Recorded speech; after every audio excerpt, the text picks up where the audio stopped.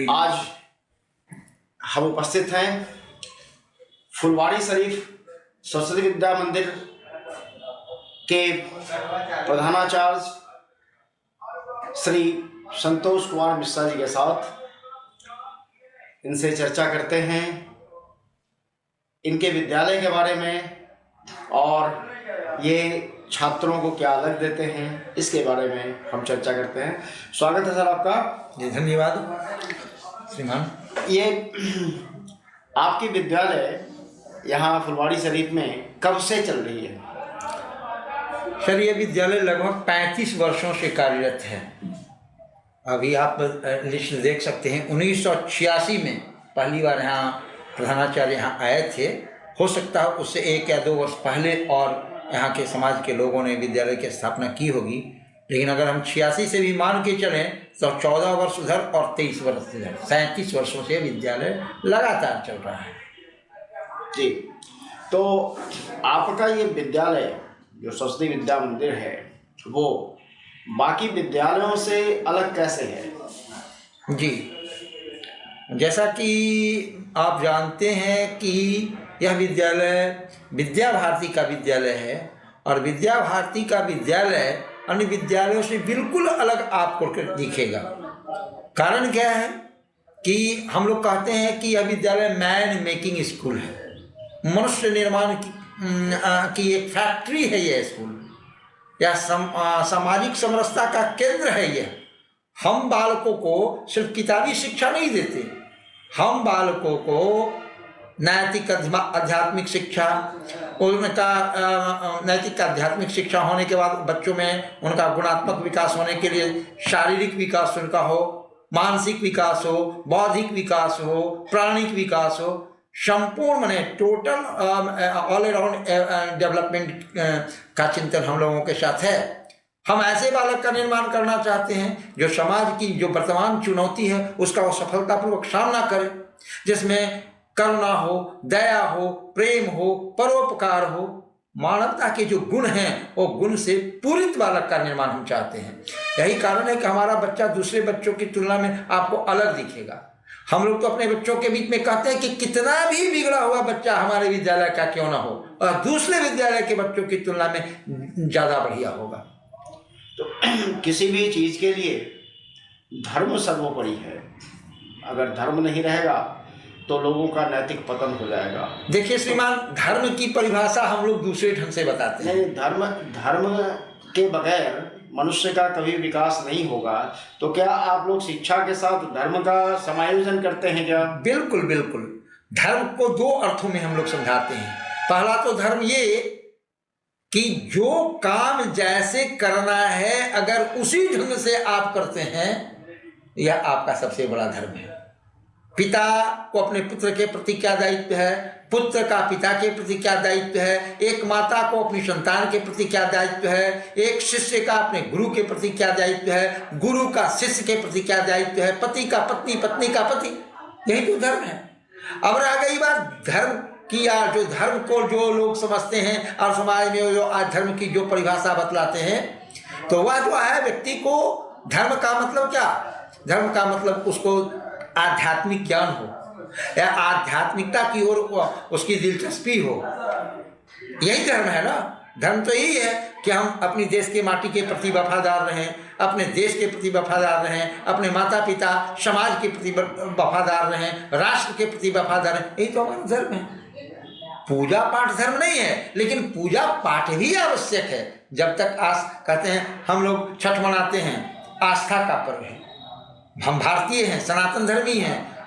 हम लोगों को अगर अपनी संस्कृति में, अपने कल्चर में विश्वास नहीं रहेगा तो मनुष्य रहेगा कहाँ से? चाहे वो डॉक्टर बन जाए, इंजीनियर बन जाए, अगर इस प्रकार की शिक्षा का अभाव उसके साथ रहा तो मनुष्यता उसमें समाप्त हो जाएगी। और इस प्रकार की शिक्षा नहीं मिलती है, वहीं से निकला हुआ बालक अगर डॉक्टर बनता है तो पेशेंट के पेट में कैंची छोड़ देता है, इंजीनियर बनता है तो रोड का अलकतरा पी जाता है, बैंक में अगर जाता है पदाधिकारी बनता है तो पूरा बैंक लूट लेता है। कारण ये था कि 2 प्रकार की जो शिक्षा मिलनी चाहिए, एक तो किताबी ज्ञान, तो किताबी ज्ञान तो उसने प्राप्त किया, लेकिन सामाजिकता का ज्ञान जो होना चाहिए था उससे उसको वंचित रखा गया, उसको उसके प्रति दायित्व का बोध नहीं कराया गया, तो मनुष्य होकर के भी जानवर से बदतर हो गया है व्यक्ति। मतलब पढ़े लिखे हैं लेकिन शिक्षित नहीं है। बिल्कुल नहीं, बिल्कुल नहीं। शिक्षित वही है जो कम पढ़ा लिखा हुआ हो, किताबी ज्ञान कम भी हो, लेकिन सामाजिक ज्ञान उसके पास होना चाहिए, राष्ट्रीयता उसमें होनी चाहिए, समाज का भाव उसके पास होना चाहिए, समाज का चिंतन उसके पास होना चाहिए। और हमारा भारत देश तो अनादिकाल से इस प्रकार की शिक्षा दे रहा है। और पहले के जमाने में दोनों प्रकार की शिक्षा आवश्यक थी और दोनों प्रकार की शिक्षा दी जाती थी, जिसके कारण सामान्य सा चाणक्य ने चंद्रगुप्त को गढ़ दिया। बालक के नाम से गुरु की पहचाने जाते थे। चंद्रगुप्त बना तो आखिर क्यों बना? चाणक्य के कारण चंद्रगुप्त बना। अगर हम राम को आज राम ईश्वर है, नहीं, राम के कारण राम के गुरु का नाम हो गया, गुरु ने राम को गढ़ा। कर्ण ने अगर कर्ण महान बना तो उस देन परशुराम का था, परशुराम के कारण कर्ण जाना गया, धौम में जाने गए और उन्हीं के कारण जाने गए, एक दूसरे के पूरक माने गए। बालक का निर्माण में गुरु की भूमिका होती है, लेकिन कभी कभी गुरु गौरवान्वित हो जाता है अपने बालक के नाम से, तो हम ऐसी शिक्षा देते हैं। आज भी हमारे विद्यालय में आप कहते हैं ना, हमारे विद्यालय नहीं कहते कण कण में भगवान है, तो ये बात हमारा बच्चा समझता है। विद्यालय के दरवाजे तक आता है, गेट के पास पहुंचता है, सबसे पहले धरती माँ को प्रणाम करता है। विद्यालय में प्रवेश करता है तो विद्यालय में प्रवेश करने के बाद अपने आचार्यों का पैर छूता है। हम लोग उसको हर बातों में, हम लोग कहते हैं शिक्षा देते हैं, क से कमल पढ़ाते हैं, हम क से कौआ क्यों पढ़ाएं? हम ग से गंगा क्यों नहीं पढ़ाएं? ग से गधा क्यों पढ़ाएं? बात तो यही है, पढ़ाया तो कुछ भी जा सकता है, लेकिन कुछ भी पढ़ाइए, कुछ भी बोलिए, उसमें अपना संस्कार, उसमें अपनी संस्कृति की झलक मिलनी चाहिए, ये बात है। लेकिन जब आप संस्कार की बात करेंगे, भारतीय संस्कृति की बात करेंगे, तो लोग शिक्षा का भगवाकरण का इल्जाम लगाते हैं। अरे तो कहने वाले तो कुछ भी कहते हैं। जिन लोगों को हमारी प्रगति रास नहीं आती, जिन लोगों को लगने लगता है कि देश का पूरा बच्चा राष्ट्रीयता के बोझ से जागृत हो जाएगा, तो उनकी तो दाल गलेगी नहीं, तो पेट में तो उनको दर्द होता है। तो शिक्षा का भगवाकरण, शिक्षा, हम लोगों ने विद्या भारती का विद्यालय जो चल रहे हैं, आज नहीं, आज सरकार ने भी इसको स्वीकार किया है, देश विदेश में इसकी स्वीकृति मिल रही है, देश विदेश में इसको स्वीकार कर लिया। शिक्षा का भगवाकरण, भगवाकरण, शिक्षा का क्या भगवाकरण? जो बात हम लोग बच्चों को बताते थे, आज दूसरे विद्यालयों ने उसकी कॉपी की है और इसको अपना मॉडल मान करके काम शुरू कर दिया है।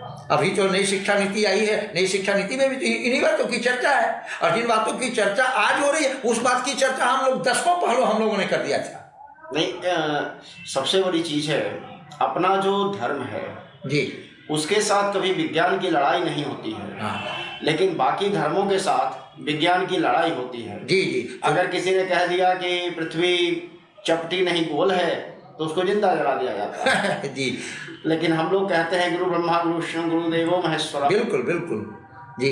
तो ये जो साहित्य है, साहित्य का संबंध विज्ञान से, विज्ञान का संबंध अध्यात्म से है भाई। आज इतना विज्ञान तरक्की कर लिया, लेकिन क्यों नहीं मौत का कारण क्यों नहीं ढूंढ पाया? आत्मा अमर है ये जानता है, शरीर क्यों नहीं मृत व्यक्ति को जिंदा कर दिया? विज्ञान तो इतनी तरक्की की है। अंतिम में डॉक्टर की भी अंतिम हॉस्पिटल में एक ही आवाज आती है, भगवान पर विश्वास कीजिए। कहाँ चला गया? आध्यात्मिकता उसके पास आई ना, विज्ञान तो वहां पर हार जाता है। इसलिए अध्यात्म तो सर्वोपरि है, गॉड ओमनीपोटेंट है, गॉड हर जगह व्याप्त है, कण कण में है।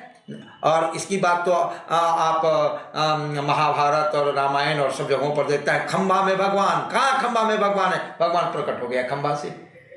नहीं, आज जो नासा ने इतने सालों के बाद अध्ययन करके कहा जी, और कहता है कि यहाँ सूर्य ग्रहण लगेगा, यहाँ चंद्र ग्रहण लगेगा, अपने यहाँ का एक छोटा सा पुरोहित पतला देख कर ही बता देता है। बिल्कुल बिल्कुल था। हमारा विज्ञान हो, चाहे चिकित्सा का क्षेत्र हो, चाहे वो आप कोई ऐसा क्षेत्र नहीं था, साहित्य, चिकित्सा, अंतरिक्ष की कोई बात हो, सब हमारे यहाँ पहले से था और उसी की कॉपी कर करके लोगों ने उसको अपना माल बना लिया है। लेकिन ये सारी चीज़ें भारत की थी और भारत की संस्कृति बहुत पुरातन संस्कृति है। आज जो चीड़ फाड़ सर्जरी हो रही है, तो हमारे यहाँ सालों पहले, सैकड़ों वर्ष पहले, हजारों वर्ष पहले ये सारा काम हमारे यहाँ बड़ी आसानी से हो जाया करता तो था। मैकाले ने भी अपने रिपोर्ट में लिखा है जी। इसलिए हमारा विद्यालय तो दूसरे विद्यालय की तुलना में इसी पर हम लोग छोटे छोटे बच्चे आते हैं, 3 वर्ष 4 वर्ष का बच्चा होता है, हम लोग उसको आप कहकर संबोधित करते हैं, आदर देते हैं। उसके मन में एक भाव जागता है, अरे हमारे आचार्य, हम लोग अपने शिक्षकों को आचार्य शब्द से संबोधित करते हैं। छोटे छोटे बच्चे पढ़ते हैं, उनको भैया बहन से संबोधित करते हैं। हम लोग कहते हैं कि नहीं, बच्चे की प्रगति में 5 आयाम हैं, गुरु जी का है, स्वयं बच्चे का है, माता पिता का है, समाज का है, सब लोगों की सहभागिता होती है तो बच्चे का पूरा विकास होता है, ऑल अराउंड डेवलप्ड बच्चा हो जाता है। इसलिए ये तो अंतर आपको दिखाई पड़ेगा, एक अंतर दिखाई पड़ेगा। हम लोगों ने तो एक जगह बताया था, एक बालक किसी दूसरे विद्यालय में पढ़ रहा है, एक कीड़ा रेंगता हुआ जा रहा है, सरस्वती शिशु मंदिर का बालक है, उसको क्या कर रहा है, बेचारा कीड़ा गिरता है, उठता है, गिरता है, उठता है, वो बार बार क्या करता है, उसको ठीक कर देता है। शिशु मंदिर का बालक है। और दूसरे जगह का बालक है, वो जूता पहने हुए टपाक से उसको मार देता है। पता चला, अध्ययन करने वाला, शोध करने वाले ने कहा कि भाई बच्चे तो दोनों एक ही प्रकार के हैं। एक ने जूते से कीड़े को मार दिया, एक दूसरा बालक उसी उम्र का है, वह बार बार कीड़े को उलट पलट करके बेचारा ठीक कर दे रहा है। पता चला, जो पता लगाया, शोध में पाया गया कि जो बेचारा बचाने की कोशिश कर रहा था वह हिंदूवादी, हिंदू धर्म में विश्वास करने वाला, सनातन धर्म में विश्वास करने वाले घर का बालक था। और दूसरा जो था ठीक दूसरे धर्म में विश्वास करने वाला था, जिस धर्म में मार काट को ही प्रश्रय दिया जाता है। लेकिन अपने हिंदू धर्म में इसी ढंग की तो बात है नहीं। यहाँ तो हम लोग कीड़े मकोड़े की रक्षा करने की बात करते हैं। हम लोग तो नदी, तालाब, पर्वत, वृक्ष और पत्थर में भगवान का निवास देखते हैं। तो ये अंतर है, ये बेसिक डिफरेंस है हमारे विद्यालय के बच्चों में और दूसरे विद्यालय के बच्चों में। ये बेसिक डिफरेंस धर्म के बीच का है। जी जी। पढ़ाई में भी सर, पढ़ाई में भी लोग कई जगहों पर अभिभावक कहते हैं, अरे यहाँ तो पूजा पाठ ज़्यादा होता है, यहाँ तो संस्कृत बोली जाती है। लेकिन संस्कृत की स्वीकार्यता तो आज कंप्यूटर में हो गया है। बड़े बड़े वैज्ञानिक संस्कृत ये कर रहे हैं। बिना संस्कृत पढ़े ना वेद जान सकते, ना उपनिषद जान सकते, रामायण महाभारत नहीं जान सकते, जबकि ये सब सारे ग्रंथ जो हैं वो ज्ञान के अकूत भंडार हैं।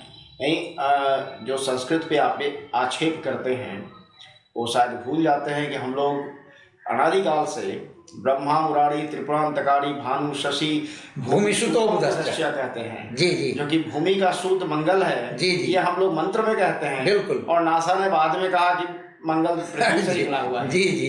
तो अवैज्ञानिक कौन है? वही बात है। तो बात पटरी पर आ रही है, धीरे धीरे बात लोगों को समझ में आ रही है। और विद्या भारती के विद्यालयों की स्वीकार्यता पूरे समाज में जोर शोर से आज हमारे यहाँ 13,000 विद्यालय, मैंने एक गोरखपुर से एक विद्यालय का मैंने या शिक्षा का दीपक जला और आज यह जक्का दिवाकर बनकर के काम कर रहा है। 13,000 विद्यालय हैं, लगभग 30 से 40 लाख बच्चे हमारे संस्थान में पढ़ते हैं। और चाहे वो समाज के बड़े से विभिन्न क्षेत्रों में बड़े से बड़े पद पर गए हैं, लेकिन एक बार बैंक में बैठा मैनेजर है, आप देख के पहचान सकते हैं कि शिशु मंदिर का बालक होगा। आप कोई डॉक्टर को देखिएगा, पता चल जाएगा कि यह निश्चित रूप से भारतीय संस्कृति को चाहने वाला बालक होगा और उसके अंदर दया धर्म की बात है। विदेशों में भी भारतीय डॉक्टरों की पूछ होती है, नहीं, वहाँ का डॉक्टर जो होता है उसके अंदर एक मानवता होती है और जिसके कारण उनकी मांग विदेशों में है। इसलिए भारत में रहने वाला और खास करके विद्या मंदिर शिशु मंदिरों में पढ़ने वाला निश्चित रूप से दूसरे बालकों से भिन्न होगा। यह डंके की चोट पर यह प्रमाणिक है, इसको नकारा नहीं जा सकता।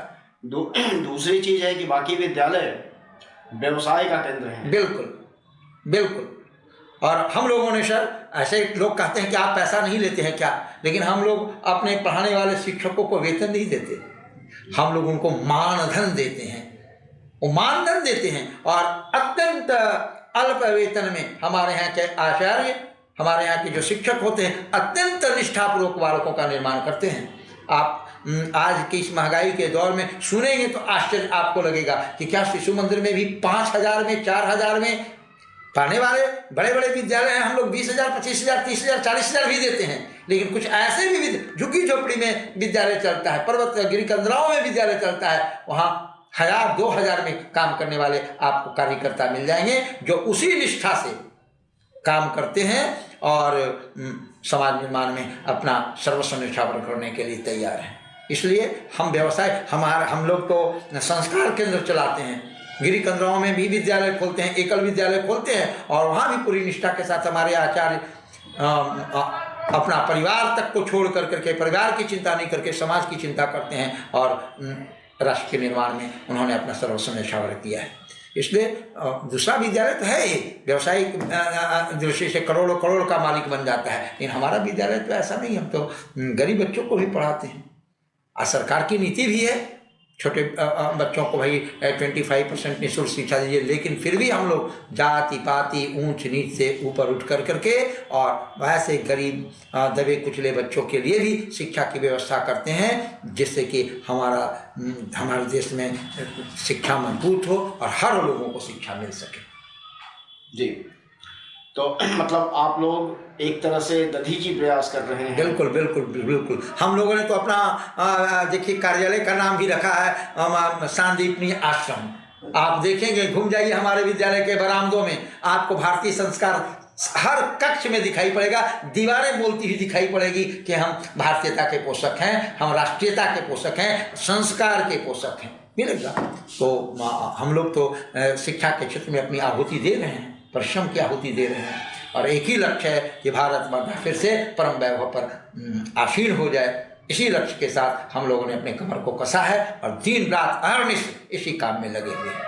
जी, धन्यवाद आपका, आपने अपना कीमती समय दिया, बहुत बहुत आभार। जी, आपका भी बहुत बहुत धन्यवाद। आप हमारे यहाँ आए और मैं आग्रह करूँगा कि इस प्रकार हम लोगों से के बीच आप आएँ और हम लोगों जहाँ कहीं कुछ दिखता है उसको आप लोग भाई समाज में सब बात देने वाले हैं, समाज तक बात पहुंचाने वाले हैं। आप लोगों के माध्यम से समाज तक विद्यालय की खुशबू जाए, यही अपेक्षा है, यही आशा है। जी, धन्यवाद। धन्यवाद।